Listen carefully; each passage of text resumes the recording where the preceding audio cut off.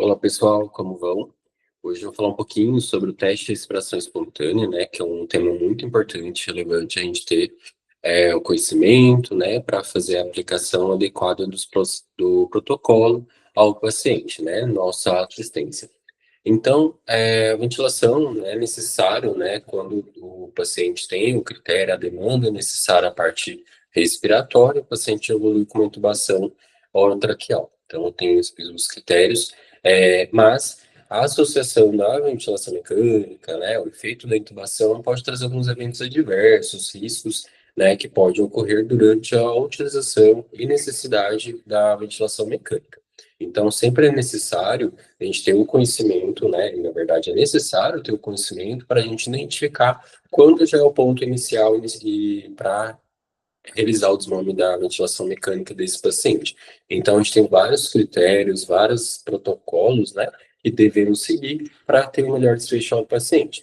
Então, a gente é necessário proceder a uma avaliação, né, dos pacientes que estão aptos a realizar a retirada do respirador mecânico e de uma forma mais adequada possível para não gerar eventos adversos ao paciente.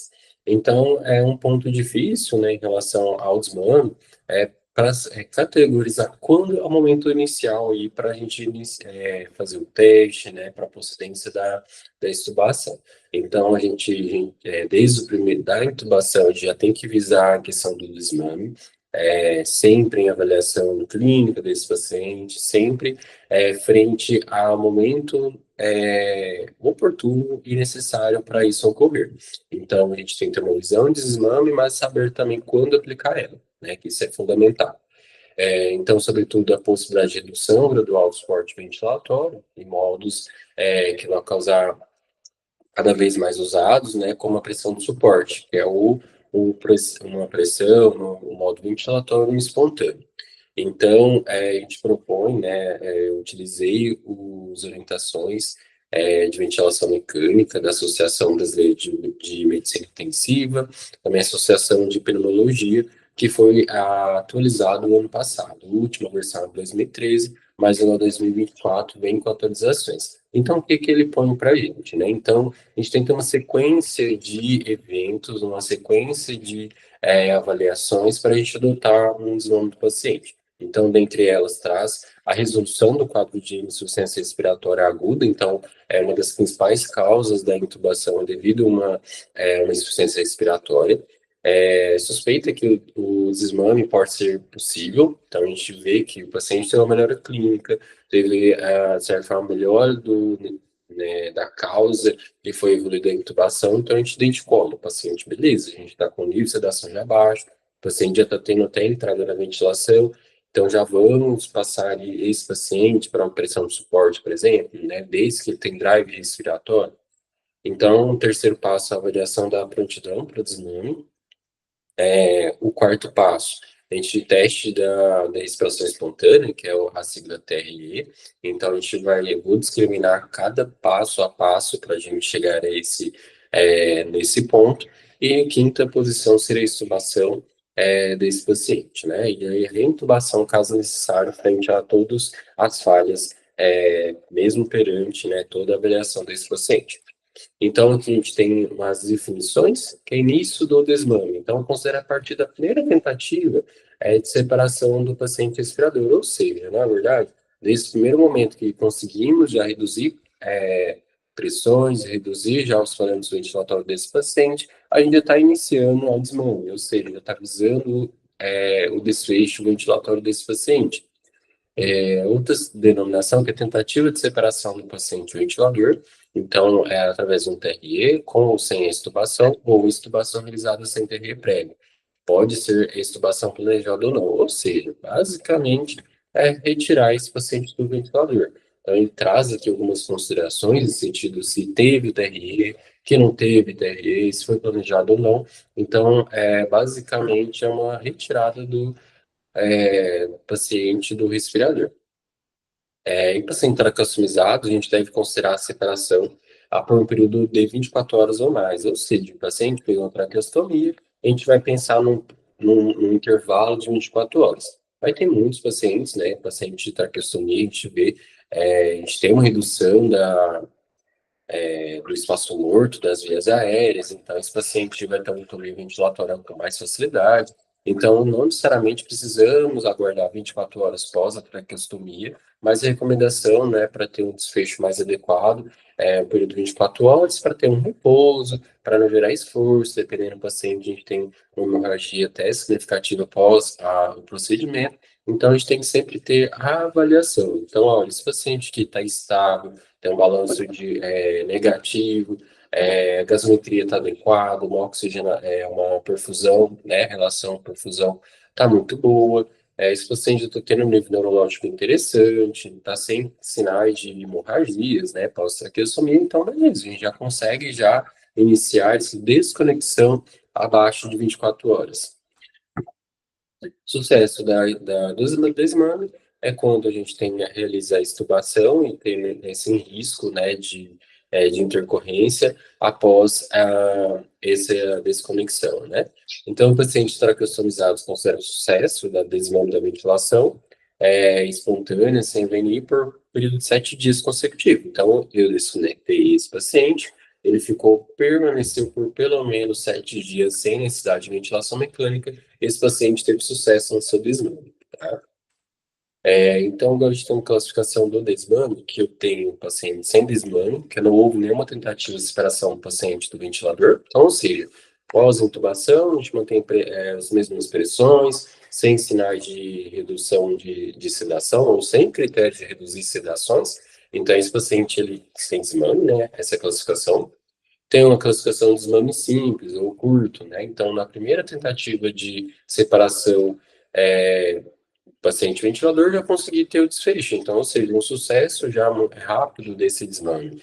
A gente pode dizer que esse desmame, principalmente pacientes que têm uma cirurgia programada, então, após anestesia, o paciente já consegue evoluir com uma extubação, então, uma extubação simples e rápida. Um desmame difícil, então, a partir de 24 horas a ventilação sem critérios para reduzir desmame, a gente já tem uma denominação de desmame difícil.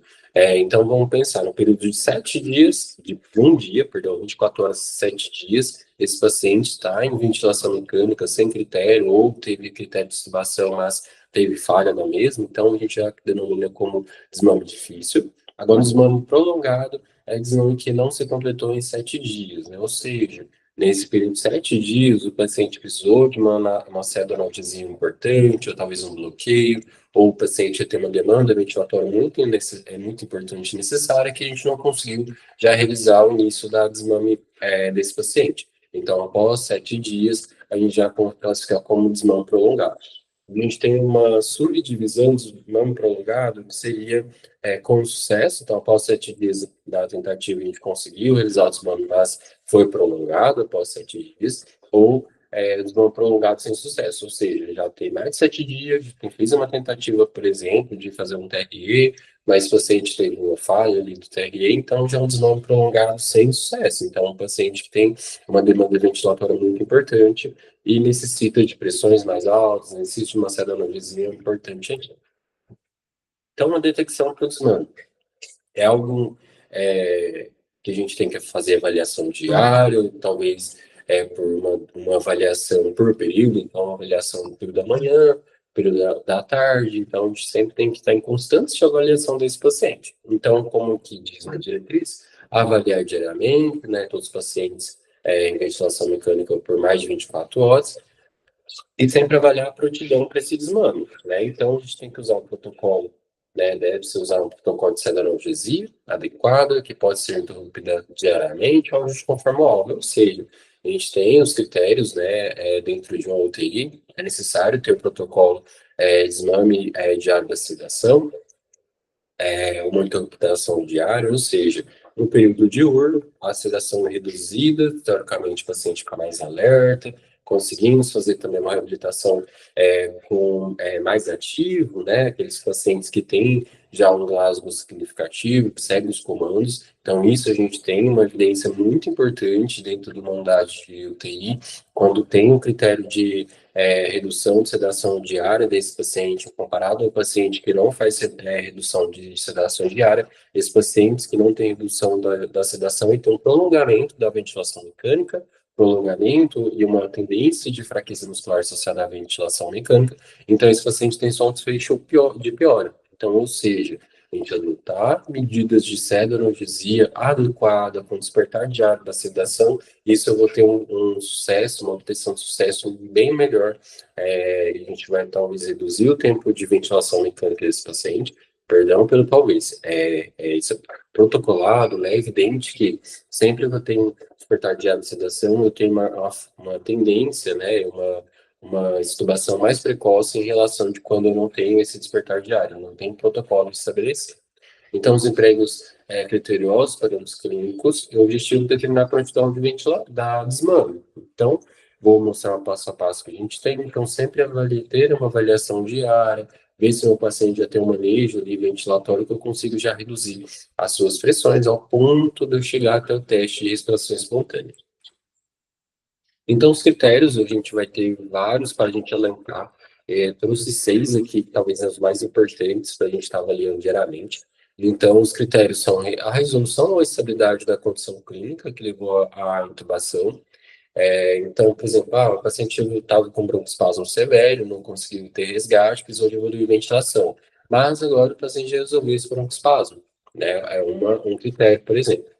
Oxigenação adequada. Então, tem um PO2 acima de 60 milímetros de mercúrio, ou uma saturação de 90, acima de 90%, com uma FiO2 abaixo de 40, e uma PIP abaixo de 8. Então, a gente tem essa sequência. Então, se tiver uma sequência adequada a esses parâmetros, o paciente já tem um outro critério de possível sucesso no desmame. Ventilação adequada, então capacidade de parar um respirador, e ele tem uma frequência respiratória abaixo de 35, ou seja, o paciente já tem drive, já tem uma autonomia ventilatória existente. Uma estabilidade hemodinâmica, então ausência de uso de droga vasoativa, que se use com taxas baixas e que o paciente esteja estável, sem arritmias graves, né, ou isquemia miocárdica. Então, esse paciente precisa estar hemodinamicamente estável. Tempo de consciência, então o paciente vai estar sem sedação, uma sedação mínima, mas que possibilita ele ter um Glasgow acima de 8, né? Que abaixo de 8 já é critério de intubação, então eu preciso de passar pelo menos 8 acima para a gente conseguir, então, a gente ter um nível de consciência adequado para a gente, né, o paciente ter uma autonomia ventilatória com segurança. Então, a gente vai, é um paciente intubado, customizado, a gente vai ter um nível de Glasgow, né, que pode variar até 11, né, que aí eu vou ter 6 de força de musculatura, né, de comando motor, o nível 4, que seria, perdão, 5, que seria oral, o paciente vai estar com tubo tracostomizado, ele, né, não vai estar ponto A, então vai ser nível 1, e abertura ocular, né, a gente chega até nível 4, então ocular máximo 4, oral máximo 1, e motor máximo 6, então totalizando o máximo 11 de escala de Glasgow, tá? Então, a gente precisa desse paciente nesse nível, entre 8 a 11, certo? E ausência de distúrbios metabólicos graves. Então, a determinação do momento de intubação é feita através do TRE. Então, definido um período curto, pé estabelecido, de suporte ventilatório baixo ou ausente, né? Então, realizado por uma transição clínica rigorosa e, ao final desse período, define se o paciente está apto ou não para extubação. Então, aqui nesse suporte, para a gente não perder nas denominações, suporte baixo ou ausente, ou seja, eu posso fazer de duas formas o TRE, que seria através do PSV, com baixas pressões, ou através do tubo T. Então, se eu tiver um teste em PSV, eu vou estar com o suporte ventilatório baixo, ou ausente quando o paciente está só conectado no tubo T, com oferta de oxigênio, ou seja, o paciente está fora do respirador, mas está entubado, e com o tubo T com oferta de oxigênio. Então, a gente tem essas duas formas de fazer o TRE, através de pressão de suporte, através do tubo T. Antigamente, vamos pensar uns 8 anos atrás, usava-se muito o tubo T para fazer o teste. depois de muitos estudos, verificou, né, que não tem uma sobrevalência de quando eu faço o teste através do PSV e quando eu faço um tubo T. Nenhum nem outro é sobrevalente ao outro, certo? Então, o que se tem recomendações? De usar em PSV, em pacientes que têm uma estabilidade ventilatória, né, que não foi um paciente de pós-trauma. Paciente com pós-trauma, recomenda-se muito usar um tubo T, visto que a gente vai ter uma avaliação mais dinâmica desse drive desse paciente e pela devido à impermeabilidade de laringe também, que isso a gente consegue o paciente de certa forma só com o tubo T, ele não vai ter um suporte mínimo da ventilação. Então, de certa forma, ele vai ter um pouquinho leve, esforçar mais em relação ao PSV, eu vou ter uma necessidade que esse paciente fique mais em alerta, tanto drive, mais alerta neurológico, para a gente estar realizando esse teste. Então, basicamente, a gente tem duas formas, então, de fazer o teste, mas nenhum é sobrevalente ao outro. Essa questão do politrauma que eu trouxe sobre o tubo T é uma coisa ainda que ainda está muito em estudo, ainda não tem um determinado efetivo falar que para nos falar que é um padrão ouro, um paciente politrauma deve se fazer um tubo T, não tem essa dominação. Então, basicamente, a gente tem essas duas formas e aí a gente vai muito também como a experiência da equipe, né? Então, no TRE a gente pode fazer em modo PSV, como eu falei antes, uma pressão de suporte entre 5 e 7, uma PIP 0 a 5, e por período de 30 a 60 minutos. Mas que a gente tem os protocolos, né, visa a gente ter uma interação com mais adequadidade, com mais segurança. Então, traz que a gente é importante, ou talvez a gente usar com segurança um PSV de 7, uma PP de 5. Então, basicamente, vamos fazer um TRE, então, beleza, PSV de 7, PIP de 5, um FIDA 2 abaixo de 40. Basicamente, são esses três parâmetros para a gente realizar o TRE com modo de pressão de suporte. Agora, o tempo. A gente trouxe o tempo de 30 minutos a 1 hora, mas a gente pode prolongar esse tempo até para 2 horas para ter um adequado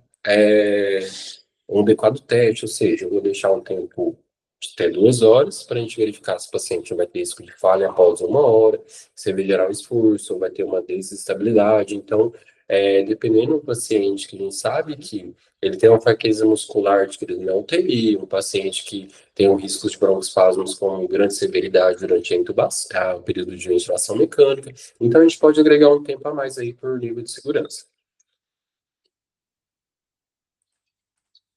Então, os critérios de sucesso, então a gente vai colocar esse paciente em TRE, então vou colocar uma pressão de suporte 7, um pipi de 5, FIO2 abaixo de 40, e vou avaliar esse paciente durante esse período aí de 30 minutos a 2 horas.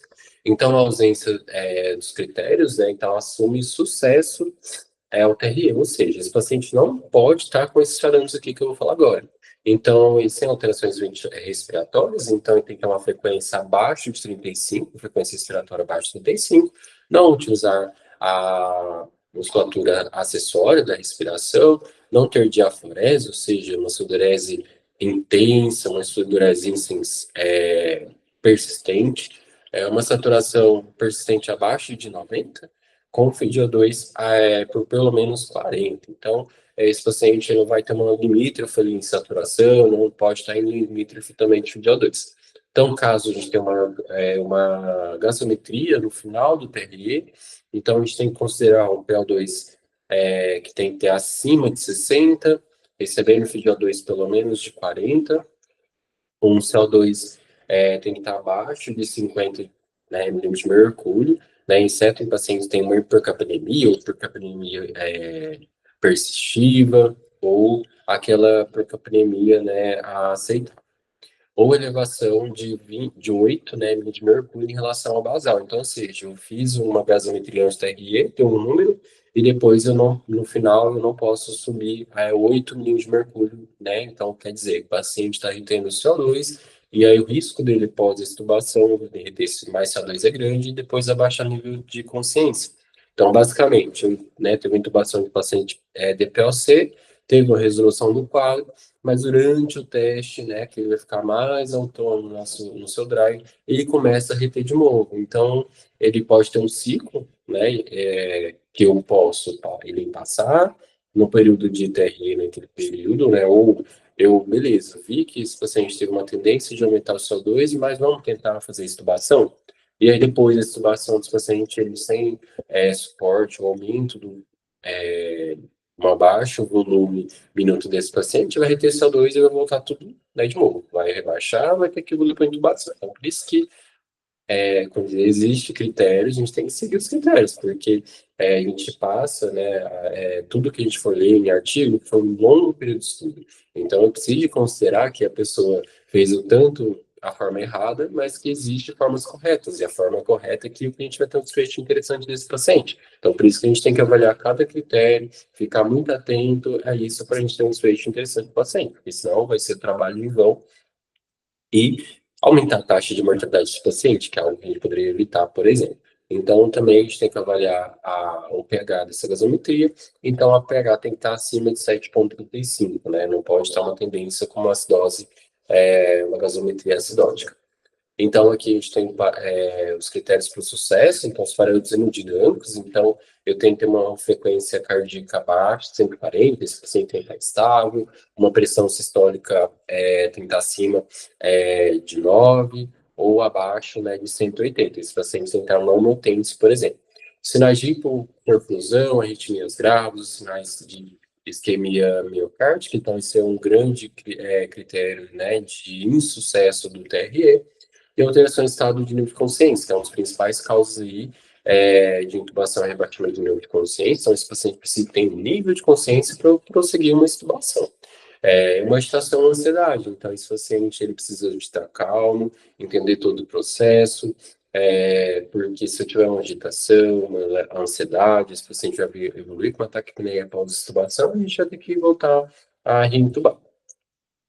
Então, os critérios aqui ainda continuam, né? Estubar o paciente que obteve sucesso no TRE após ele ser retornado aos parâmetros iniciais do teste por aproximadamente uma hora, para deixar ele em repouso e reduzir o risco de exaustão após a extubação. Ou seja, fiz meu TRE, pressão em PSV, o tubo T, por um torno de 30 minutos a 2 horas. Esse paciente passou no período, não teve nenhum sinal de insucesso, né, sinais tanto respiratórios, nem o sinal cardiohemodinâmico, nem o sinal neurológico desfavorável à extubação. Então, eu volto um suporte para esse paciente. Então, por exemplo, o meu TRE é de 7, posso voltar para o suporte que ele estava antes ao teste. Então, em torno de 8, acima de 8, basicamente. Então, tem que dar um suporte acima de 8. A PIP, dependendo, se o paciente já tiver com a PIP de 5, já pode deixar, ou a gente passa para a PIP que estava antes, mas que é abaixo de 8 essa PIP, né? Para continuar tendo critério de extubação. Passei para o suporte que vai auxiliar o paciente, e eu deixo uma hora, e depois eu prossigo para a extubação. Necessariamente a gente vai seguir essa ordem, porque tem paciente que ele vai ter um nível de neurológico já bem adequado, passou em todos os testes, nenhum sinal de desconforto respiratório, o paciente tem uma força de musculaturas muito interessante, então não necessariamente precisa de aguardar uma hora, mas a recomendação é que deixe uma hora para a gente reduzir o risco de falha de musculatura, né? Então, retornar o paciente que falha em TRE para o modo ventilatório que mantenha confortável. Então, sem a sincronia, né, com uma analgesia adequada, né, caso necessário, por 24 horas. Então, eu falei na TRE, eu tenho que aguardar 24 horas após o final do TRE anterior para reavaliar esse paciente. Então, não adianta eu, fiz de manhã, falei, para fazer à tarde. Não adianta, eu vou só usar a musculatura, né, desse paciente, e o risco de eu não conseguir ir para o próximo é muito grande. Então, existe protocolos para a gente seguir. Então, deve buscar as causas da falha do TRE, corrigi-las quando possível. O novo TRE deve ser realizado após 24 horas, desde que os critérios de estabilidade tenham atingido. Então, vou fazer o TRE com um paciente com gás abaixo de 8, vou falhar nesse TRE, porque nenhum dos critérios do TRE é o nível neurológico. Depois, 24 horas, vou tentar fazer um outro TRE com esse paciente que não atingiu um gás acima de 8. Eu vou continuar a mesma falha e bater na mesma tecla. Então, critérios existem e devem ser usados. Falhas, extubação. A falha pós-extubação pode ser associada a maior nível de mortalidade, não só por ocorrer em pacientes mais graves, também pelo risco de induzir eventos deletérios, com período de hipoxemia, aspiração, broncoaspiração, na verdade, telefasias ou pneumonias. O impacto da falha pós-extubação no prognóstico do paciente é tanto maior quanto maior tempo da reintubação. Ou seja, a gente tem que fazer as coisas com critérios. Se eu falo um TRE já falhou, vou tentar a extubação, não vai adiantar. Esse paciente vai reintubar. E o risco, ó, que já trouxemos aqui, o risco de aumentar a taxa de mortalidade desse paciente é muito grande, na verdade. Se eu estubei e reintubei, a taxa de mortalidade já aumentou. Então, os fatores de risco, né? Então, a gente tem uma vasta gama aí que pode não favorecer a extubação desse paciente. Então, uma forma, tentar especialmente pacientes que apresentam a idade maior de 65 anos, uma insuficiência cardíaca, né? Como causa de intubação ou comorbidade, DPLC como causa de intubação ou comorbidade. Então, assim, o paciente evoluiu com intubação devido a uma insuficiência cardíaca, evoluiu devido a um DPLC, por exemplo. Um Apache 2 acima de 12, um SAPS 3 acima de 50 no dia da intubação. Então, no dia que eu fiz, eu avaliei os protocolos, índice de mortalidade do acima disso, então já é um risco grande de falha. Um IMC de 30 quilos por metro. Então, assim, o paciente que já é obeso tem um risco aí bem aumentado a falha. Presença de duas ou mais comorbidades, tosse ineficaz, ou paciente hipersalorreico, né, ou com muita secreção, que eu preciso aspirar ele em vários momentos durante o plantão, ou mais de duas aspirações em 8 horas antes da extubação. Então, é normal a gente ter aspirar, por exemplo, assim, de manhã, à tarde. Então, se for parar a pensar, eu tenho aí uma aspiração de pelo menos duas aspirações em período de 12 horas, mas o que queremos dizer uma alta taxa de necessidade de aspiração. Então, se o paciente tem muita secreção, um grande risco de após a extubação, esse paciente não conseguir manter uma via aérea pérvia devido à hipersecreção, então isso é muito grande, né? A falha balanço hídrico positivo, então o paciente está acumulando muita diurese, né? Não tá tendo balanço negativo. Então, se o paciente já teve falha no TRE prévio, e a ventilação mecânica acima de 7 dias. Então, aqui eu trouxe o risco de laringoespasmo, né, estridor laríngeo. Então, a gente tem onde é o sexo feminino, tubo traqueal acima de 8 milímetros em homem e acima de 7 mulheres, diâmetro do tubo acima de 45% do diâmetro da laringe desse paciente. Isso é avaliado frente a uma tomografia, né? O Glasgow abaixo de 8, uma intubação traumática, risco, história de asma, mobilidade excessiva do tubo por fixação adequada, então está frouxo, o tubo, né, fica em movimento, em constância, isso eu vou ter mais a irritação da laringe, sedação inadequada, aspiração inadequada também, ou a aspiração ainda sempre, toda a aspiração eu deixo o manejo, deixo secreções ainda acumuladas, então eu vou ter um risco ainda maior isso de infecção, idade avançada e duração de ventilação prolongada também. Trouxe uma imagem aqui que traz, né, uma via aérea pérvia, e aqui eu trouxe uma, né, que tem uma laringoespasmo, uma espacibilidade, e eu tenho redução do volume da laringe. Então, para a gente descartar a possibilidade de laringoespasmo desse paciente, tem um teste de Cough-like test. Então, eu tenho um teste de respiração espontânea, que eu vou verificar se o paciente tem critério tanto neurológico, principalmente ventilatório, e eu tenho outro teste que eu faço dentro desse contexto de desmame ventilatório, que é o Cough-like test. Nada mais que eu vou retirar o ar do balonete do cuff, né, esvazio o cuff desse paciente, vou avaliar se eu consigo toda a dinâmica de ventilatória que eu faço inspiratório e quanto volume que esse paciente vai expirar. Então, basicamente, que eu esvaziando o cuff, eu vou ter que esvaziamento de ar, passagem de ar entre o tubo e a traqueia desse paciente, que o paciente vai exalar. Então, se eu insuflar o cuff, o volume de ar que eu tenho entrando é o mesmo que está saindo, quer dizer que o paciente está com uma laringe com a hipervalidade, eu provavelmente já teve até um estridor de laringe naquele momento, que a laringe fechou o tubo. Ou seja, era para estar um lumen, né, que o cuff, imagine o tubo dentro da laringe, então eu vou ter um espaço aqui, ó, o tubo, entre o tubo e a traqueia, eu vou ter um espaço de passagem de ar. Então eu vou ter escape de ar durante a fase respiratória. Pode ocorrer que seja o tubo com o cuff desinsuflado e a laringe teve uma traqueia, a laringe teve uma hiperreação e ela fechou. Ou seja, o ar que vai entrar mesmo que vai sair, então esse paciente ele não passou no cuff like test. Então, o ideal o médico avaliar a possibilidade de corticoide, geralmente tem um protocolo medicativo para isolamento de 4 em 4 horas, por um período de 24 horas, para a gente ter redução aí da hipermobilidade laríngea e depois eu conseguir fazer a extubação sem risco, né?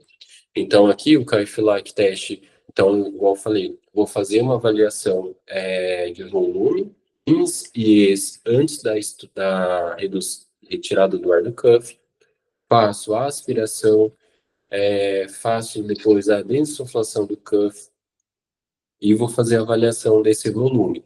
Então, eu vou ter registro de pelo menos 6 ciclos respiratórios, vou registrar o volume inspiratório e volume expiratório.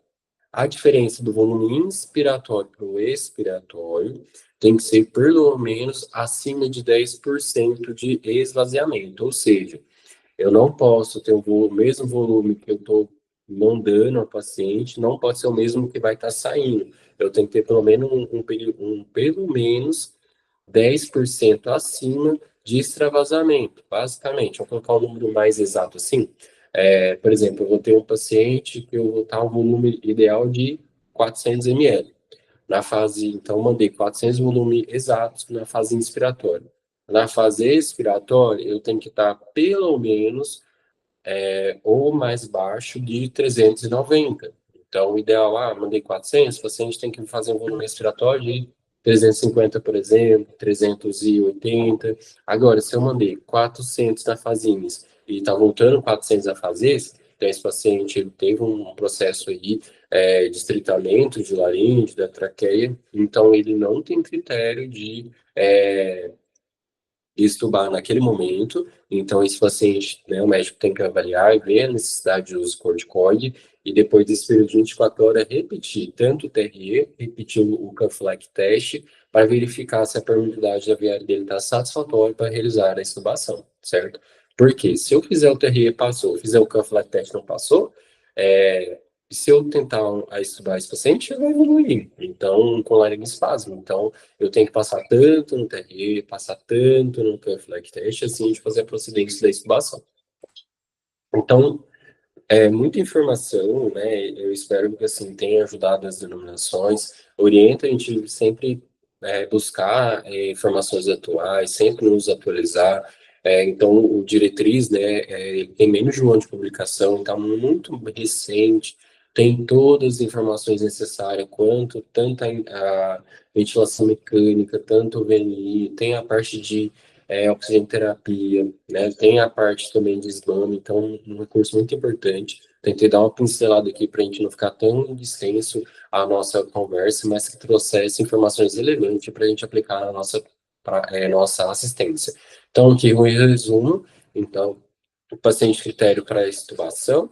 Então, realiza o TRE, realiza o Cuff-like test, deixa o paciente, passou no TRE, no Cuff-like test, deixa o paciente repouse 1 hora, caso possível, depois prossiga para a extubação, e depois a gente fazer a VNI. Então, sempre é importante a gente, pós a extubação, que a gente fazer momentos de despressurizações ventilatórias. Então, a gente faz através disso da VNI, que a gente pode deixar em torno de 30 minutos a 2 horas pós a extubação, deixa um período aí de 3 horas de intervalo de uma VNI para outra, e a gente pode usar o protocolo de pelo menos 48 horas, né, de uso de VNI preventiva, com intervalos de 3 horas em cada uma, no máximo 4 VNI por dia, que a gente vai ter um sucesso, uma obtenção de sucesso da extubação com mais velocidade.